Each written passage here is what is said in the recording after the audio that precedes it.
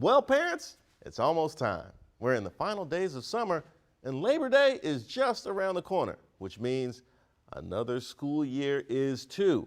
Now, an approaching school year used to bring the usual concerns and anxieties, like, will the kids like their homeroom teacher? And did we get everything on the supplies list? Do we even have the supplies list? It is almost time for haircuts. Which outlet mall are we hitting up to finish out our clothes shopping? And do I have a sufficiently embarrassing robe and slippers to show up to class in? Well, these are the usual types of things that you should be thinking. But as things stand today, you may have a host of other issues to consider and worry about. Like, for instance, when the pandemic hit, Congress had the Department of Agriculture waive eligibility requirements for free lunch, meaning any and all students were allowed a lunch for free, an amenity that countries like England, Sweden, and Finland offer their school children unprompted. Well, here we are 2 years later, and legislators have decided, in their infinite wisdom, to end the program, meaning that families will once again have to meet income and household size requirements to qualify for free or reduced lunch. Now, just imagine that you are parenting a struggling family and the school system comes to you and says, prove it.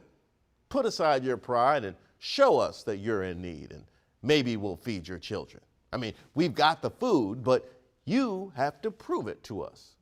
Like, what would that do to you mentally?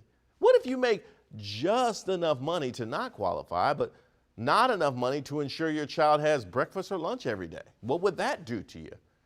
And what does it do to the children? What impact does it have on their schooling? We know that their daily struggles are real.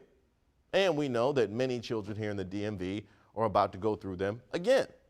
Like recently, the Annie E. Casey Foundation, a Baltimore-based private philanthropy working with federal, state, and local agencies and helping to address poverty and wellness in children and young people, have released their 2022 Kids Count Data Book, an annual study of the well-being of children across the country. Now, their research shows that children and teens nationwide are facing a mental health crisis. And in nationwide rankings of child well-being, Virginia ranks 13th out of 50. Maryland ranks 19th. Now, the district wasn't given a number. We're not a state yet. But based on the metrics, DC trails behind both. And the rankings are drawn from data based around tangibles like economic well-being, health, and education, and intangibles like family and community support. Putting them all together shows us that our children are, in fact, suffering. And while the pandemic may have aggravated the situation, they have been for a while. So what are we doing for them? The first thing I would suggest is maintaining the free lunch program, but nobody asked me. Putting that aside, we have to invest in mental health care for our school children. Now more than ever, we need economic programming on the state and federal levels that help parents. And we need to remove the stigmas and shame that come with accepting that help.